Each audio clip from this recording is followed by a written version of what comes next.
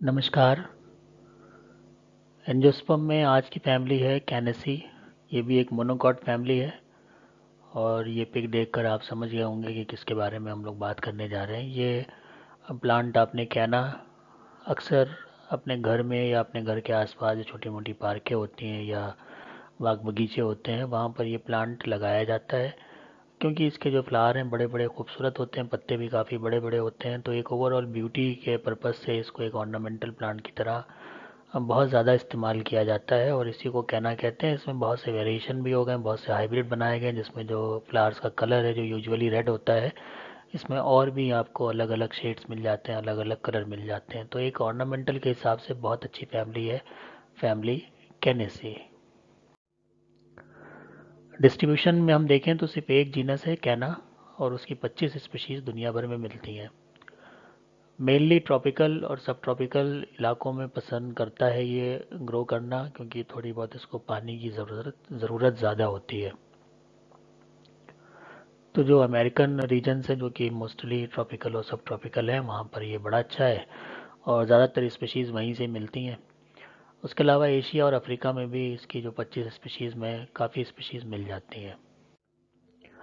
Placement हम देख लेते हैं। बेंथम हुकर ने एपिगाइनी में रखा था, मोनोकॉटिलिडन्स के अंतर्गत। कनक्रिस्ट ने इसे ऑर्डर दिया जिंजीबरेल्स।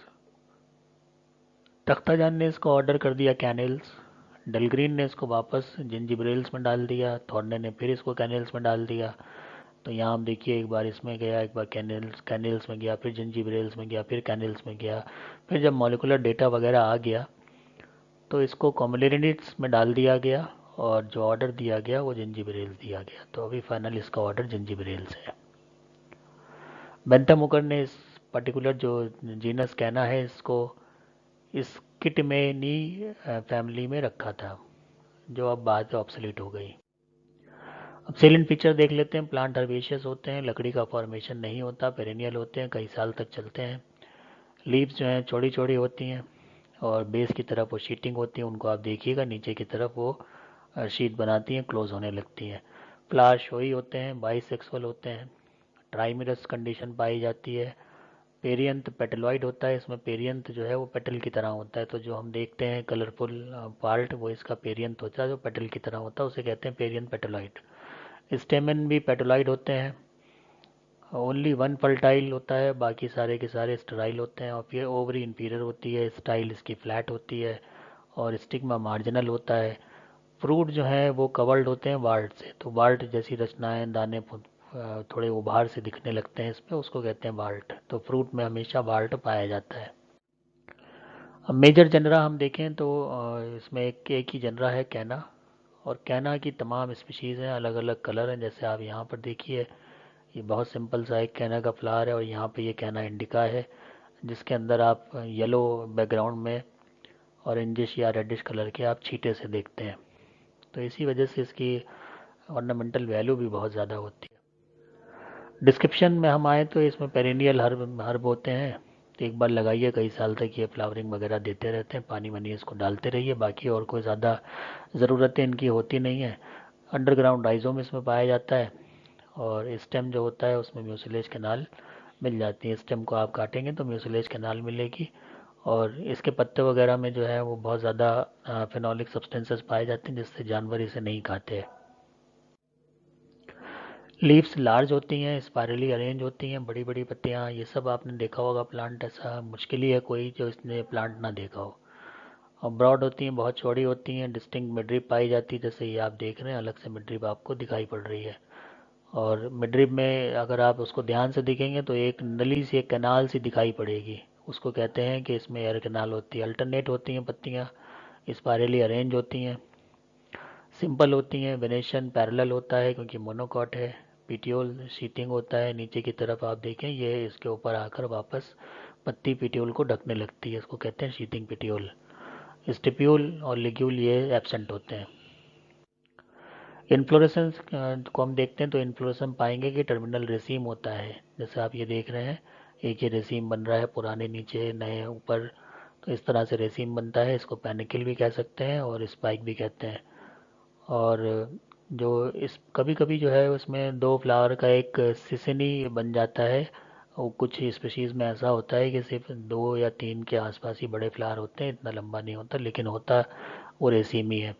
एक्सिस हम देखेंगे तो 3 एंगल्ड होती है, सेक्शन काट के देखिएगा वो भी 3 एंगल का भी दिख जाएगा। ब्रैक्ट है वो भी 3 रैंक्ड होता है, क्योंकि मोनोकॉट है, मोनोकॉट में ज़्यादातर 3 रैंक्ड ही होता है, ट्राइमेरस कंडीशन पाई जाती है। Each bract associated with each 2 flower.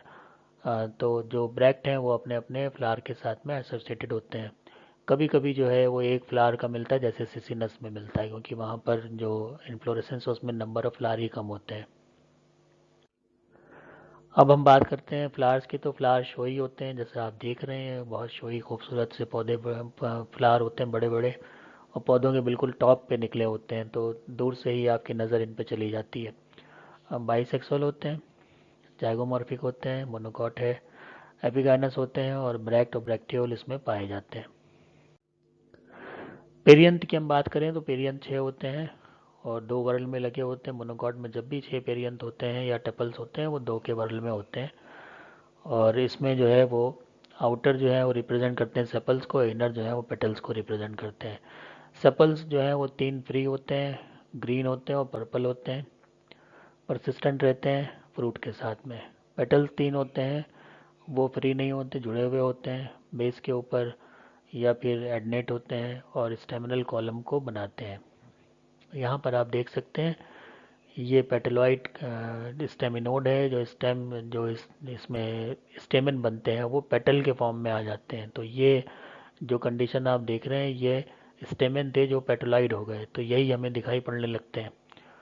और फर्टाइल स्टेमन इसमें सिर्फ एक ही होता है, तो एक जो बच जाता है अंदरूनी, 3 होते हैं, 3 में 2 ये बड़े बड़े पेटल बन जाते हैं और एक बच जाता है तो वो फर्टाइल रहता है। और इसके अलावा ये इनर टेपल्स हैं और ये आउटर टेपल्स हैं। तो जो 6 होते हैं उसमें 3 तो बहुत पेपरी होते हैं जो बाहर की तरफ टेपल्स आउटर बनाते हैं, जिनको हम सेपल्स की तरह काउंट कर सकते हैं। और उसके अलावा इनर टेपल्स होते हैं जिनको हम पेटल्स की तरह काउंट कर सकते हैं, वो भी 3 होते हैं, लेकिन वो इतने रोबस्ट बड़े नहीं होते। अब ये जो बड़े बड़े हो गए ये क्या हो गए, ये जो इसके स्टेमिनोड्स होते हैं वो पेटलॉइड हो जाते हैं। तो ये बहुत इंपॉर्टेंट सवाल इस वजह से हो जाता है कि किसी ऐसी फैमिली को आप डिस्क्राइब कीजिए जिसमें जो स्टेमिनोड है वो वो पेटलॉइड हो जाते हैं, पेटल की शेप में आ जाते हैं। तो वहाँ पर एग्जांपल हमें मिल जाता है कैनेसी का, और उसमें एग्जांपल जो कैनेसी में एक ही जीनस है कैना, तो उसके बारे में बता सकते हैं। तो ये बहुत इंपॉर्टेंट एक पिक है जो आपके पास होना चाहिए जब भी आप इसे पढ़ें। अब बात करते हैं एंडोशियम की। बहुत ही इसमें रिमार्केबल होता है एंडोशियम, 6 स्टेमन्स का होता है, 2 वर्ल में पाए जाते हैं। कोनेट और एडनोट एडनेट होते हैं, जुड़े हुए पेटल से होते हैं वे। जो 3 आउटर है मॉडिफाइड हो जाते हैं पेटलॉइड इम्ब्रिकेट स्टेमिनोड में, और जो 3 इनर हैं उसमें 2 मॉडिफाइड हो जाते हैं पेटलॉइड स्टेमिनोड्स में, और तीसरा जो है वो फल्टाइल रहता है। तो सब कुछ तो इन्होंने पेटल से बना लिया, सिर्फ एक फल्टाइल रहता है, और बाकी सारे के सारे पेटलॉइड स्टेमिनोड बना लेते हैं। पॉलन ग्रेन जो है वो इन एपर्चुरेट होते हैं, उसमें कोई अपर्चर नहीं मिलता। तो यहाँ पर आप देख सकते हैं कि ये जो एक बचता है इसमें, एक मात्र जो बचता है 6 में से, वो फर्टाइल होता है, जो कि मोनोथिकल एंथर होता है। बाकी सारे जो 5 बनते हैं वो 5 किसी न किसी तरीके से ये पेटल्स के फॉर्म में आ जाते हैं, पेटोलॉइड हो जाते हैं, और एक बड़ा भारी भरकम सा हमें फ्लावर दिख रहा होता है। तो ये एक बहुत इंपॉर्टेंट इस वजह से फैमिली हो जाती है और सिलेबस में रखी भी जाती है, क्योंकि एंड्रोशियम जो है यहाँ पर 6 बनते हैं, 6 में 2 वर्ल बनते हैं, 2 वर्ल में भी एक आउटर और एक इनर, आउटर में सारे के सारे, इनर में एक छोड़ के बाकी 2, ये सब पेटल का फॉर्मेशन कर लेते हैं और एक बड़ा सा एक फ्लोरल स्ट्रक्चर हमें दिखाई पड़ता है।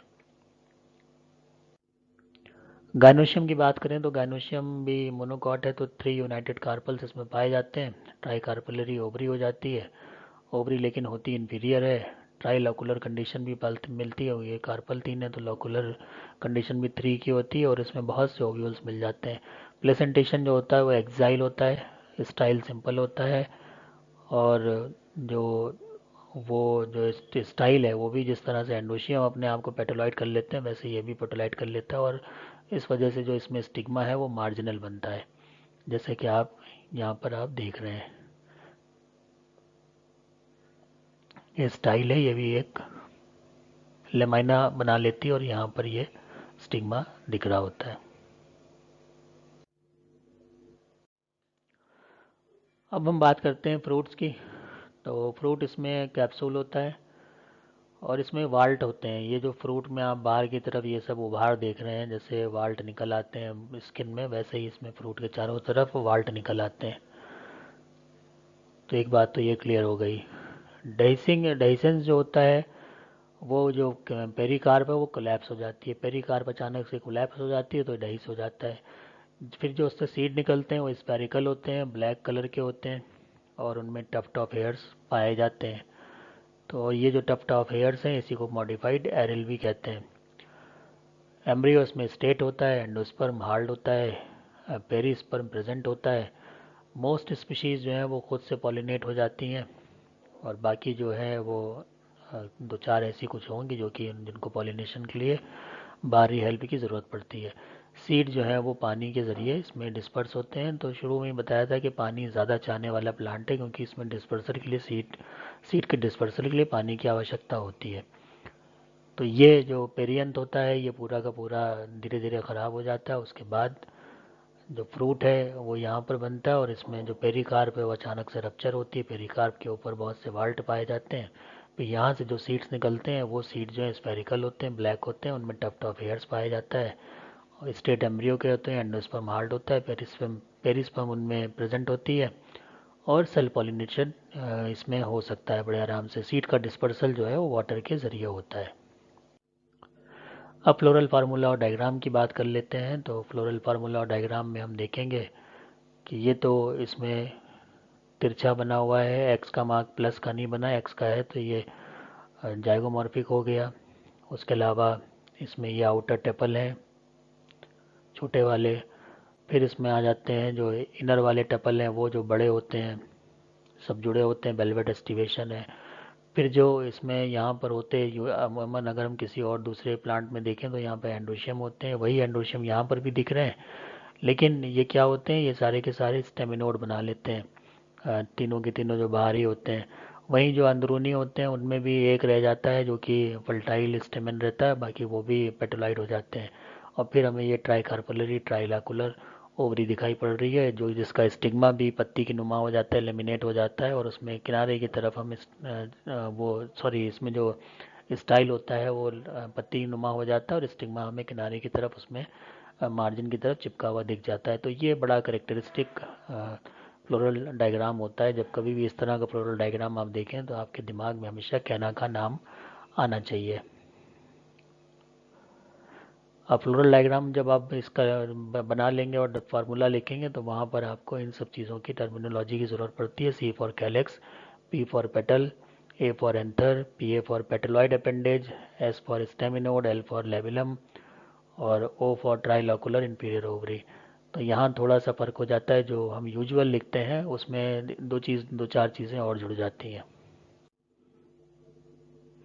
अब बात करते हैं इकोनॉमिक इम्पोर्टेंस की। तो बहुत सी स्पीशीज़ कैना की जो है, स्पेशली कैना इंडिका, इसका फिगर आपने देखा था, तो इसके बहुत से हाइब्रिड बना लिए गए और गार्डन में ऑर्नामेंटल की तरह लगाए जाते हैं। राइजोम में जो स्टार्च होता है, ख़ासकर जो कैना एडुलिस होता है, इसको कहते हैं क्यूंसलैंड एरारूट, और इससे एरारूट मिलता है जो कि बच्चों को दिया जाता है खाने के लिए, क्योंकि वो डाइजेस्ट करने में आसान रहता है। बच्चों के जो कोमल कोमलाते होती हैं वो उसको आसानी से डाइजेस्ट कर लेती हैं। हम देखते हैं बच्चों को अरारोट के बिस्कुट भी दिए जाते हैं, तो वही इन्हीं से प्राप्त होता है। अब बात करते हैं फाइलोजेनी। तो फाइलोजेनी जो फैमिली है वो क्लोजली रिलेटेड है जिंजीबरेसी से, इसीलिए ऑर्डर इसका जिंजीबरेल्स पड़ा था। इसके अलावा मोजेसी जो केले की फैमिली है उससे भी मिलते जुलते इसके पत्ते वगैरह होते हैं। मरंटेसी जो मरांटिया है उससे भी मिलते जुलते होते हैं। स्टेरिलिजिएसी इससे भी मिलते जुलते होते हैं, हालांकि ये फैमिली आपके कोर्स में नहीं है। ये भी नहीं है, ये भी नहीं है। और जो ऑर्डर इसका दिया गया वो जिंजीबरेल्स दिया गया। और इसमें जो जिंजीबरेसी फैमिली से इसको अलग इसलिए रखा गया क्योंकि इसमें कोई लिग्यूल नहीं होता। तो अगर कभी सवाल आता है कि जिंजीबरेल्स ऑर्डर है लेकिन फैमिली इसकी जिंजीबरेसी नहीं है, तो आंसर होता है क्योंकि इसमें लिग्यूल एब्सेंट होता है। थॉर्ने ने 2003, 2006 और 2007 में जो काम किया उसके हिसाब से इन्होंने एक नया ऑर्डर बनाया इसी के नाम से, कैनेल्स, और उसमें कैनेसी को रखा और एक सब ऑर्डर भी उसमें तैयार किया कैनी करके। वहीं तख्ताजान ने जो इनसे पहले काम किया था उन्होंने थोड़ा हल्का फुल्का ये बता दिया था कि हाँ कैनेल्स में इसको ले जा सकते हैं, और साथ में इसमें कैनेसी के अलावा मरेंटेसी को भी डाल सकते हैं। Zingiberales restricted to include only Zingiberaceae and Costaceae. और जो ऑर्डर जिंजीबरेल्स जिसमें इसको पहले डाला जा रहा था, उसमें जो फैमिली डाली जानी चाहिए वो जिंजीबरेसी और कॉस्टेसी है। लॉयसी जो है वहाँ से रिमूव कर दी गई लॉयल से, और मुजेसी के साथ मिला के एक सब फैमिली बना दी गई। हेलोसिनी, सॉरी फैमिली बना दी गई, सब फैमिली तो नहीं, फैमिली बना दी गई हेलो कोनिएसी और स्टेरलिजेसी, जो अलग अलग इन प्लांट्स को अपने साथ में ले गई। तो इसमें ज़्यादातर अगर हम देखें तो जिंजीबरेल्स जो ऑर्डर है, इसमें जो फैमिलीज़ हैं उनके अंदर जो जेनरा है वो नंबर में कम है, बस थोड़े थोड़े डिफरेंस के बेस पर उनमें अलग अलग फैमिलीज़ बना दी गई। और जो फाइलोजेनी है उसने उसको बैक किया, इस वजह से उनका स्टेटस बरकरार रहता है। और अगर फाइलोजेनी बहुत एक सी आ जाती है तो फिर एक ही ऑर्डर में ये सारे चले जाते हैं, एक ही फैमिली में चले जा सकते हैं। तो इस तरह से हम देखते हैं कि जो 4 ऑर्डर थे वो एक सुपर ऑर्डर बनाया गया जिंजीबरेनी, और उसमें रख दिए गए।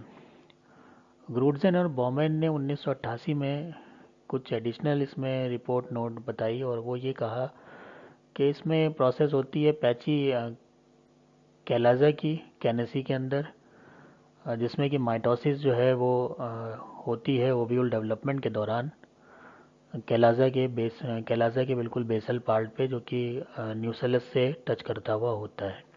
तो ये अपने आप में एक अद्भुत घटना थी, और इसको फिर उन्होंने रिपोर्ट किया कि इस तरह की जो और भी इस तरह की जो प्रोसेस है वो किसी और जो जिंजीबरेनियल फैमिली है, जो जिंजीबरेल्स ऑर्डर के अंदर है, उसमें कहीं नहीं होती।